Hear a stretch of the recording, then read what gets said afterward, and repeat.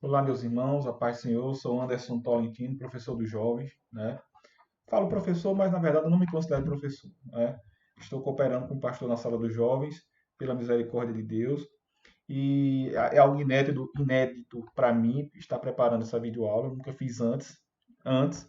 Então, desconsidere o meu nervosismo, tá bom? Se eu gaguejar aqui alguma coisa, é porque eu estou um pouco nervoso mesmo, né? E é algo novo. Mas espero que vocês gostem, tá bom? Estou preparando essa videoaula com muito carinho, me dediquei bastante aqui, estou dando o meu melhor, tá certo? Então sejam bem-vindos a essa videoaula, tá certo? Vamos lá, meus irmãos. Então, lição número 13, 29 de março de 2020, a última lição do trimestre, que tem como tema central Jesus Cristo, não é isso? E a lição de hoje fala sobre a segunda vinda do Senhor Jesus Cristo, né? O arrebatamento da igreja, é o tema central da aula, tá bom? Texto áureo, né? Porque assim como o relâmpago que sai do Oriente e se mostra até o Ocidente, assim será também a vinda do Filho do Homem. Então, a Bíblia compara o arrebatamento com o relâmpago. O relâmpago, todos nós sabemos que é algo muito rápido, né? Em frações de segundo ele acontece, percorre uma distância longa em poucos segundos, né? Mas o que a Bíblia quer mostrar com isso é que vai ser algo muito rápido, né? Abrir e piscar de olhos, vai acontecer o arrebatamento, tá bom? Síntese da aula: pensar sobre as últimas coisas, o fim da história e a eternidade deve ser um exercício cotidiano e repleto de esperanças para todos aqueles que servem ao Cristo ressuscitado. Então, ou seja, o cristão ele tem que estar sempre atento ao que está acontecendo no mundo, refletir, comparar com a Bíblia, né?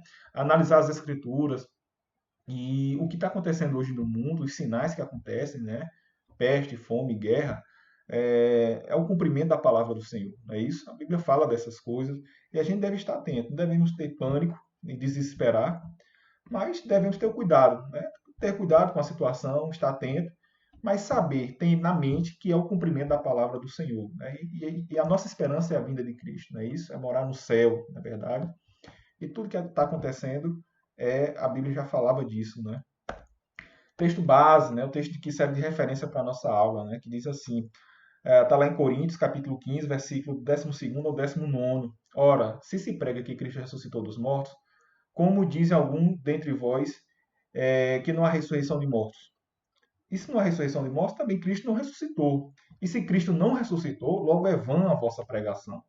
E também é vã a vossa fé. Veja que mensagem forte, né? Diz que se Cristo não ressuscitou, se a gente não acredita na ressurreição dos mortos, a gente também não acredita que Cristo ressuscitou. Se a gente não acredita que Cristo ressuscitou, é vã a nossa pregação e é vã a nossa fé. Assim, somos também considerados como falsas testemunhas de Deus, pois testificamos de Deus que ressuscitou a Cristo, ao qual, porém, não ressuscitou. Se na verdade os mortos não ressuscitam. Porque se os mortos não ressuscitam, Cristo também não ressuscitou. E se Cristo não ressuscitou, é vã a vossa fé. Ele volta a repetir essa palavra, né? É vã a vossa fé. E ainda permaneceis nos vossos pecados, e também os que dormiram em Cristo estão perdidos. Se esperarmos em Cristo só nesta vida, somos os mais miseráveis de todos os homens. Então veja que mensagem forte, né? Como é que a gente diz que Cristo ressuscitou, mas não acredita na ressurreição dos mortos? É esse questionamento que ele faz. Aí ele disse, olha, se não há ressurreição de mortos, então Cristo também não ressuscitou. E se Cristo não ressuscitou, o que a gente está pregando é em vão, né? É em vão, né? É vã a nossa pregação, é vã a nossa fé. E aí ele conclui dizendo: se esperamos em Cristo somente nesta vida, somos os mais miseráveis de todos os homens, né? Então a fé cristã tem que estar pautada nisso, né? O cristão tem que ter isso em mente, tem que acreditar nisso veementemente, que Cristo ele está vivo, né? O mundo celebra o Cristo morto, crucificado, nós celebramos o Cristo que está vivo, né? Está à direita de Deus, que ressuscitou, que está nos céus, né? O nosso Cristo está vivo, né? E a gente tem que acreditar nisso, senão é em vão a nossa pregação, é em vão a nossa fé. Né? E se Cristo ressuscitou, lógico que a gente também tem que acreditar na ressurreição dos mortos, lá no arrebatamento. A Bíblia diz que os mortos vão ser ressuscitados primeiro, depois os que estão vivos, não é isso? Então, assim, é esse o questionamento que a Bíblia faz. Né? Como é que você diz que Cristo ressuscitou e não acredita na ressurreição dos mortos? Objetivo da aula: demonstrar a centralidade do conceito da ressurreição para a fé cristã. Apresentar os pressupostos bíblicos básicos sobre o arrebatamento e refletir a respeito do nosso estado eterno lá no céu. Ressurreição de Cristo, né? Ressurreição significa o quê? O retorno da morte para a vida, ressurgir, ressuscitar. Estava morto e voltou a ter vida, né? pressuposto fundamental da fé cristã. Como eu disse, né, o crente tem que crer nisso, na ressurreição, né, na ressurreição do Cristo e na ressurreição dos mortos. Né? O nosso Cristo está vivo. O crente tem que ter isso em mente. Que o nosso Cristo está vivo, está no céu. Ele não está mais no túmulo, não está mais na cruz, na verdade. Então ele é fundamental para a nossa fé cristã. Olha o que diz lá em Coríntios, que a gente acabou de ler. E se Cristo não ressuscitou, é vã a vossa fé, e ainda permaneceis nos vossos pecados. Aspectos históricos. Então, para a gente falar sobre a ressurreição de Cristo, vamos fazer um apanhado aí da história, dar uma pincelada em cada assunto, de forma bem superficial, não quero detalhar, até porque não é o tema central da nossa lição, mas para a gente conhecer o contexto histórico da humanidade. Né? Por que Deus enviou Cristo à Terra? Por que ele morreu? Né? Qual era o propósito de Cristo ao morrer na cruz? Né? O que estava acontecendo com a humanidade? A gente tem que entender isso.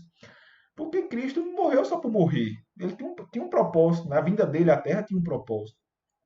E para entender melhor esse propósito de Cristo, a gente tem que saber um pouco da história. Né? A história é relatada na Bíblia, tá certo? Então, primeiro, a queda de Adão e Eva. Né? Ou seja, Adão e Eva pecaram. Né? Foram enganados, ludibriados pela serpente, Satanás, e terminaram pecando, desobedecendo a Deus. Né? E aí, por meio de Adão e Eva, o pecado entrou no homem. Né? E por conta disso, nós temos a natureza pecaminosa dentro de nós. Todos nós, tá certo? Eu coloquei natureza pecaminosa do homem, mas é do homem e da mulher. Homem do modo geral, humanidade, tá certo? Então todos nós temos a natureza pecaminosa. Mas a Bíblia diz algo interessante, que nós somos justificados pela fé. Os jovens vão lembrar disso, a gente falou em aulas passadas, não muito distante, sobre a justificação. Né? Ser justificado não é ser inocente. Né? Nós não nos tornamos inocentes. Nós nos tornamos isentos de pena. Continuamos sendo culpados, até porque a Bíblia diz que nós não somos merecedores da salvação. Nós temos culpa, sim, mas o sangue de Cristo, o sacrifício de Cristo nos justificou. Mesmo tendo errado, tendo pecado, alcançamos a graça de Deus, o perdão, né? Inclusive, se a gente for fazer um paralelo, inclusive eu falei isso na aula, né, que a Bíblia trata da salvação como se fosse um tribunal, né? Tem o acusador, tem o advogado, tem o juiz, tem o réu é toda a humanidade, eu e você, tá certo? O diabo lá descendo o sarrafo na gente, na verdade, nos acusando, querendo nos levar para o inferno. E Jesus, o nosso advogado, a Bíblia diz que Jesus é o nosso advogado que intercede por nós, né? E nós somos justificados, tá certo? Eu fiz um paralelo com relação a um deficiente mental, alguém que não tem noção do que está fazendo, que comete um crime, né? O próprio Código Penal diz que essa pessoa é isenta de pena. Ele não é inocente. O advogado dele não vai alegar que ele é inocente. Vai dizer, beleza, ele cometeu esse crime mesmo, mas ele não tinha noção do que estava fazendo. Ele se tornou isento de pena. Então, ele o juiz não vai declarar ele inocente, vai declarar ele isento de pena. Então, ele foi justificado, no termo jurídico, né, no ambiente jurídico que eu estou falando. Mas, semelhantemente, acontece com relação à nossa salvação. Né? É como eu disse, a justificação é nos tornar isento de pena. Temos culpa, porque o único inocente que pisou na terra foi Jesus Cristo. Ele sim é inocente, mas nós fomos justificados. Então, pecamos, erramos, não somos merecedores, assumimos a nossa culpa, reconhecemos o nosso erro, mas ficamos isentos de pena, não seremos castigados, né? Então, isso significa ser justificado, tá bom? Espero que tenha ficado bem claro aí, não tenha gerado confusão na mente de vocês. Porque muita gente pensa que ser justificado é ser inocente. Não. O sangue de Cristo não nos tornou inocente, nos tornou isento de pena, tá bom? Só para encerrar isso. Primeira destruição da terra, né? Falar lá de Noé, da arca de Noé, não é isso? O pecado no mundo estava lá, Noé e sua família convivendo em meio àquela geração pecaminosa, né? E Deus ordena que Noé avisasse a humanidade, né, para entrar na arca, se arrependesse e tal. E ninguém acreditou, ninguém deu crédito, e basicamente só escapou Noé e sua família, não é isso? Mas teve a destruição da terra por conta do pecado da humanidade, né? O êxodo do Egito, né? Falar do êxodo do Egito tem que falar do tabernáculo, né? Que Deus ordenou a construção do tabernáculo, instituiu a forma de culto, aquelas pessoas tinham que cultuar levando animais, sacrificar animais, o animal morria no lugar do pecador. Mas o fato é que, apesar de tudo isso, de todo esse cerimonial, não surtiu efeito porque o homem não se arrependia. O povo de Israel deu trabalho, né? Era um povo pecador, desobediente, né? A gente vê relatos na Bíblia, e cometeram idolatria, murmuravam, né? Constantemente. Enfim, o tabernáculo não mudou a vida deles, não mudou a vida daquele povo, né? Continuavam pecando e desobedecendo a palavra de Deus, né? Desobedecendo a Deus, e não surtiu efeito, tá bom? E aí Deus teve que enviar Jesus Cristo à Terra para assim, aí sim o sacrifício ser perfeito, completo, amplo, né? E aí hoje nós somos salvos pelo sacrifício de Cristo. Ele se comportou como um cordeiro, derramou seu próprio sangue. E a Bíblia diz que ele só precisou morrer uma vez. Lá no Antigo Testamento, todo dia o camarada levava o animal lá para o tabernáculo para morrer no seu lugar, né? Pedia perdão e voltava a pecar novamente, aquela coisa, né? Não gerava mudança no interior. Mas a Bíblia diz que Jesus Cristo fez um sacrifício perfeito e compara até com o sacrifício do Antigo Testamento. Isso é de conhecimento de todos. Não vou me alongar muito nisso. Então hoje nós somos salvos pelo sangue carmesim, o sangue derramado por Jesus Cristo, o sacrifício, né, que ele fez lá na cruz do Calvário. E nos deu a redenção, né? Então vamos lá. Olha, porque todos pecaram e destituídos estão da glória de Deus. Então nós somos pecadores. É aquilo que eu estava falando. Nós temos a natureza pecaminosa dentro de nós, mas somos justificados, tá certo? E aí, o texto áureo da Bíblia, né, conhecido amplamente da igreja, recitado aí com muita frequência, né, que diz assim: porque Deus amou o mundo de tal maneira que deu seu Filho unigênito para que todo aquele que nele crê não pereça, mas que tenha a vida eterna. Então, o propósito da vida de Jesus Cristo, né, foi salvar a humanidade, né? Eles que veio para os que estavam doentes, não para os que estavam sãos, veio buscar e salvar as ovelhas perdidas, né? Ele se coloca como pastor, né, que dá a vida pelas suas ovelhas, não é isso? Então, o propósito da vida de Cristo foi salvar a humanidade, tá bom? É como se Deus estivesse dando uma outra oportunidade à humanidade, tá certo? Características do sacrifício de Cristo é bom a gente falar, né? Existem muitas características, vocês podem até lembrar de outros que não vão estar aqui no slide, mas eu elenquei algumas que eu lembrei, as mais, como posso dizer, as que estão em mais evidências, né? E queria passar para vocês para a gente debater um pouquinho sobre essas características, tá bom? Primeira característica que eu queria mostrar é a previsibilidade do sacrifício de Cristo. Ah, previsibilidade? Por que previsibilidade? Porque era algo anunciado, os profetas já falavam de Jesus Cristo, Isaías, o próprio João Batista e outros profetas mais falavam de Jesus Cristo, do sacrifício que ele iria fazer, né? Já davam pistas desse Messias que viria para salvar a humanidade. Então era algo anunciado, conhecimento daquele povo. Se acreditavam ou não era outra história, mas que os profetas falavam, na verdade. Então era algo previsível. A vinda de Jesus Cristo, o seu sacrifício, a sua morte, foi anunciada bem antes da sua vinda, né? Notório também, tá certo? De conhecimento de todos. O próprio Jesus anunciou, né? Ele fazia questão de dizer para que ele tinha quais eram os seus objetivos, o que é que ia acontecer com ele, quem ele era, né?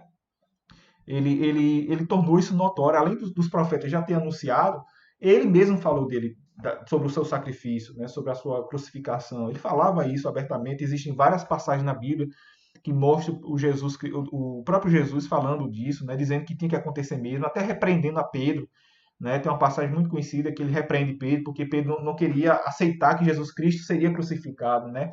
E ele diz, né, afasta de diante de mim, Satanás, né? Mais ou menos assim que ele fala. Então, assim, ele mesmo divulgava isso, fazia questão de divulgar quem ele era, quais eram os seus propósitos, né, o porquê da vinda dele aqui na Terra e o que é que ia acontecer com ele, né, o que iria acontecer. E libertador, né, a redenção, né, a liberdade, a salvação que a gente adquiriu por intermédio de Jesus Cristo, tá bom? Então essas três características eu queria passar para vocês, tá bom? Sei que tem outras mais, se vocês quisessem elencar, tem na mente. Então, previsibilidade, ó. Isaías já falava sobre isso, né? Dizia, ele foi oprimido e humilhado, mas não abriu a boca, como o cordeiro foi levado ao matadouro, e como a ovelha muda perante os seus tosqueadores, ele não abriu a boca, né? Aqui diz, ó, mas ele foi traspassado pelas nossas transgressões e moído pelas nossas iniquidades. O castigo que nos traz a paz estava sobre ele, e pelas suas pisaduras fomos sarados. Então ele morreu em nosso lugar, né? Isaías já falava nisso, né? Sobre a vinda do Messias que morreria em nosso lugar, que seria crucificado, humilhado, né? Então por isso que era algo previsível, ou seja, já era anunciado bem antes da vinda de Jesus, já se falava dele, né? Notório, Jesus mesmo ele fazia questão de dizer quem ele era, o que é que ia acontecer. E começou a ensinar-lhe que importava que o Filho do Homem padecesse muito e que fosse rejeitado pelos anciãos e pelos príncipes dos sacerdotes e pelos escribas, e que fosse morto, mas que depois de 3 dias ressuscitaria, tá certo, meus irmãos? Então, aqui, o próprio Jesus falando sobre isso, né? Sobre os acontecimentos que iriam acontecer na vida dele ali no futuro próximo, tá certo? Então, ele fazia questão de divulgar, de dizer quem ele era, o que iria acontecer, qual era o propósito dele, tá bom? Características, né? Outra característica libertador, né? Hebreus 9:11 faz uma comparação entre o sacrifício de Cristo e o sacrifício do Antigo Testamento. Diz lá, quando, porém, veio Cristo como sumo sacerdote dos bens já realizados, mediante o maior e mais perfeito tabernáculo, não feito por mãos, quer dizer, não desta criação, não por meio do sangue de bodes e de bezerros, mas pelo seu próprio sangue, entrou no Santo dos Santos uma vez por todas, tendo obtido eterna redenção. Redenção é libertação. Então, hoje nós somos libertos, hoje nós somos salvos por meio do sacrifício de Jesus Cristo, né? Esse sim foi o sacrifício que surtiu efeito na humanidade. Né? E ele derramou seu próprio sangue. Ele não derramou o sangue de cordeiro, né? Ele mesmo deu a vida por nós. A Bíblia diz assim: é impossível que o sangue de bode, de bois, possa salvar alguém. Né? É impossível. Né? O que salva é o sangue de Jesus Cristo, o sangue de carmesim, o sacrifício de Cristo. Tá certo? E damos glórias a Deus por isso, né? Por ter alcançado essa salvação. Tá bom, meus irmãos? Duas promessas, né? Interessante que Jesus Cristo, antes de ser crucificado, bem antes, próximo ali desse acontecimento, ele faz duas promessas aos seus discípulos. A primeira é que ele retornaria para buscar a sua igreja, né? Ele chega a dizer assim, ó, na casa do meu pai há muitas moradas. E se assim não fora, eu vos teria dito, pois vou preparar-vos lugar. E quando eu for e vos preparar lugar, voltarei e vos receberei para mim mesmo, para que onde eu estou, estejais vós também. Então ele diz, ó, eu estou indo, mas eu vou voltar. Né? Porque onde eu estiver, eu quero que vocês estejam comigo, tá certo? Essa é a promessa que a gente está aqui aguardando acontecer. Né? Que todo crente tem que esperar por isso, anelar por isso. E a segunda promessa, né, deixaria um consolador, né? E eu rogarei ao Pai, e ele vos dará outro consolador, a fim de que esteja para sempre convosco, que é o Espírito Santo de Deus, tá certo? Aqui abri só um parênteses para mostrar essas duas promessas, né? Achei interessante, lembrei no momento que eu estava preparando a aula, e queria passar para os irmãos, tá certo? Então, ele fez essas duas promessas, de retornar e que deixaria o consolador, tá certo? Arrebatamento da igreja, né? Tema polêmico, tema profundo, né? Mas que a gente vai passar o que é amplamente conhecido, o que é mais difundido no meio, no seio da igreja, né? Não vamos gerar muita polêmica aqui não, tá certo? Não é esse o meu objetivo, gerar polêmicas, deixar vocês com mais dúvidas, né? Eu acho que não ficaria interessante a nossa aula. Mas vamos aqui mostrar alguns fatos relacionados ao arrebatamento, o que é que a Bíblia diz sobre esse acontecimento. A gente já meio que deu uma explanada, não foi? Mas vamos aqui detalhar um pouquinho mais. Então, arrebatamento, né? A primeira característica do arrebatamento é que ele vai ser instantâneo. Instantâneo significa o quê? Instantâneo. Acho que eu esqueci de colocar um N. Instantâneo. E ele vai ser instantâneo, né? Por quê? Porque ele vai ser muito rápido. Vai acontecer em fração de segundos, tá certo? E então, no abrir e fechar de olhos, já aconteceu, né? A Bíblia compara com um relâmpago, né, que é muito rápido. Né? Então vai ser algo muito rápido, instantâneo mesmo, tá bom? Porque assim como o relâmpago que sai do Oriente e se mostra até o Ocidente, assim há de ser a vinda do Filho do Homem, tá certo? Está lá em Mateus 24:27. Imprevisível, ou seja, aquilo que não se consegue prever. Apesar de se levantar alguns falsos profetas, alguns adivinhadores tentando adivinhar quando acontecerá o arrebatamento da igreja, todos já erraram. Né? Eu me lembro quando era criança, tinha um tal de 2000, ano 2000, que ali, meu Deus do céu, meu coração batia forte quando chegava perto de 31 de dezembro de 99, porque falava-se que Nostradamus, não sei o quê, teve um sonho, uma revelação que na virada do milênio iria acontecer o arrebatamento, gerou pânico na sociedade, principalmente nas crianças, né? Eu morria com medo disso, né? Mas não aconteceu nada, né? Errou. E tem outros falsos profetas aí que se levantaram tentando adivinhar, dizendo que Deus revelou que teve um sonho. Mas, meus irmãos, como se diz, é só conversa furada, né? Ninguém sabe, a Bíblia diz que ninguém sabe, tá certo? É imprevisível, né? O próprio Jesus falou isso. Mas a respeito daquele dia ou da hora, ninguém sabe, nem os anjos do céu, nem o filho, senão o Pai, tá certo?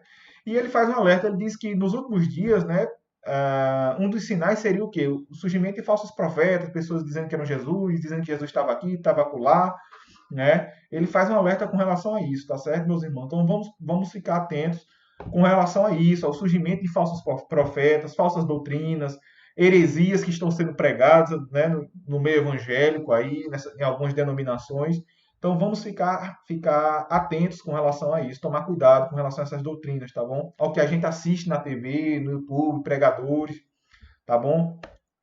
E precedido de sinais, né? Aí a Bíblia fala de guerras, fala de fomes, de peste, de falsos profetas. E tudo isso tem acontecido nos últimos dias, não é verdade? Nos últimos anos, digamos assim. Guerras, tem guerra constantemente. Né? Guerras e ameaças de guerras, na verdade. Fome, nem se fala, né? A África, nosso país mesmo, aqui em Ribeiro do Pombal, tem milhares de pessoas passando fome, a gente nem imagina, né? O Brasil é um país muito desigual e tem muita gente abaixo da linha da pobreza, a África também é assim. Então, muita gente passando fome neste momento. Pestes, veja aí a questão do Covid-19, coronavírus, né, acontecendo aí, e pegou todo mundo de surpresa e está todo mundo assustado com isso, né?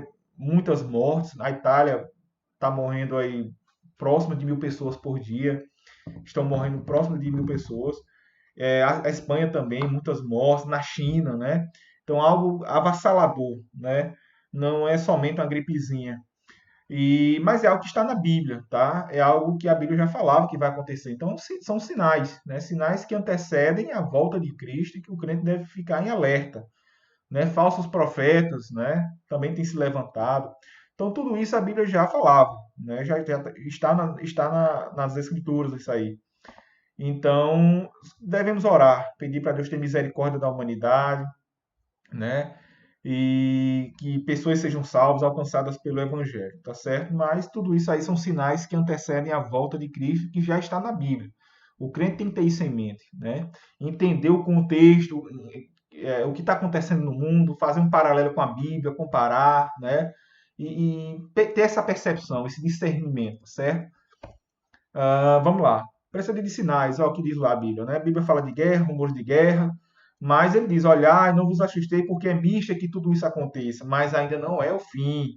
Porquanto se levantará nação contra nação, reino contra reino, e haverá fomes, pestes, terremotos em vários lugares, mas todas essas coisas será o princípio das dores, não é verdade? O arrebatamento, outra característica, vai ser visível e glorioso. Na Bíblia diz que Jesus vai descer nas nuvens, né? Vai aparecer. Então aparecerá do céu o sinal do Filho do Homem. Todos os povos da terra se lamentarão e verão o Filho do Homem vindo sobre as nuvens do céu com poder e muita glória. Né? Ele vai voltar para buscar a igreja. Ele diz: eu vou voltar para buscar a igreja. E ele vai aparecer. Né? Vai ser algo glorioso. Né? O arrebatamento vai ser muito rápido. A subida vai ser muito rápida. Né? Mas ele vai aparecer nas nuvens, a gente vai encontrar com eles, com Jesus Cristo nas nuvens, né? Isso está na Bíblia, tá bom? E algo organizado, né? A sequência de fases, a Bíblia diz que os que estão mortos vão ressuscitar primeiro, depois os que estão vivos, não é verdade? Olha o que diz lá em 1 Tessalonicenses: porquanto o Senhor mesmo, dada a sua palavra de ordem, ouvida a voz do arcanjo e ressoada a trombeta de Deus, descerá dos céus, e os mortos em Cristo ressuscitarão primeiro. Depois nós, os vivos, os que ficarmos, seremos arrebatados juntamente com eles, entre nuvens, para o encontro do Senhor nos ares. E assim estaremos para sempre com o Senhor. Então, um arrebatamento, né? Encontrar com o Senhor nos ares, nas nuvens. Ele vai vir buscar a sua igreja. É isso que a igreja espera, né? É isso que está prestes a acontecer. Os sinais indicam isso, tá certo? E que a gente tem que ficar atento e vigiar, porque a Bíblia diz o seguinte: ora, se o chefe de família, soubesse o momento em que viria o ladrão na sua casa, ele vigiaria, né? Esperaria aquele momento, né? Mas como ele não sabe a hora que há de vir o ladrão, ele tem que vigiar a todo momento, tá certo? A Bíblia faz esse paralelo aí para que a gente possa estar vigilantes, tá certo?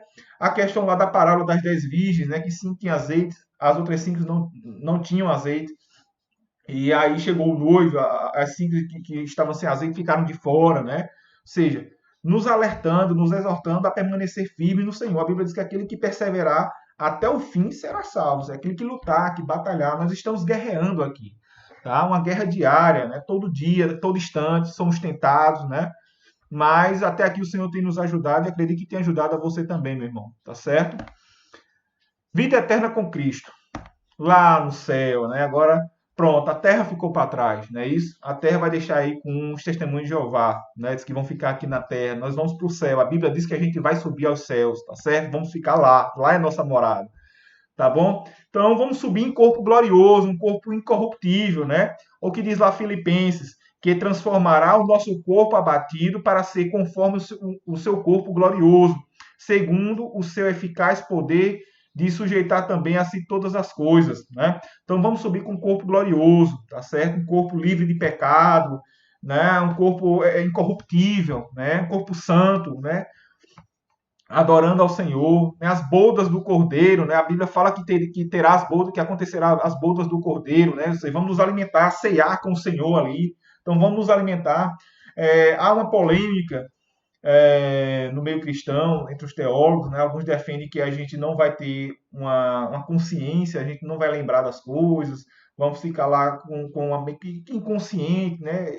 Entende como se fosse um corpo glorioso, essa questão da inconsciência, não vamos levar recordações da terra, não vamos conhecer ninguém, vai ser só adorar o Senhor. Mas tem um outro entendimento, que é o que eu tendo a acreditar, assim, acredito mais,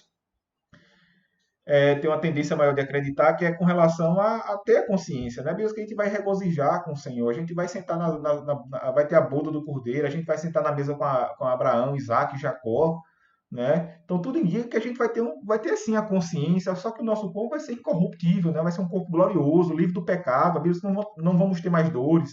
Então, assim, lembranças eu acredito que a gente terá, estaremos conscientes lá no céu, mas com corpo glorioso, né? O corpo glorioso, no meu entender, não sei se vocês concordam, tem um entendimento diferente, mas o corpo glorioso não significa ausência de consciência, tá?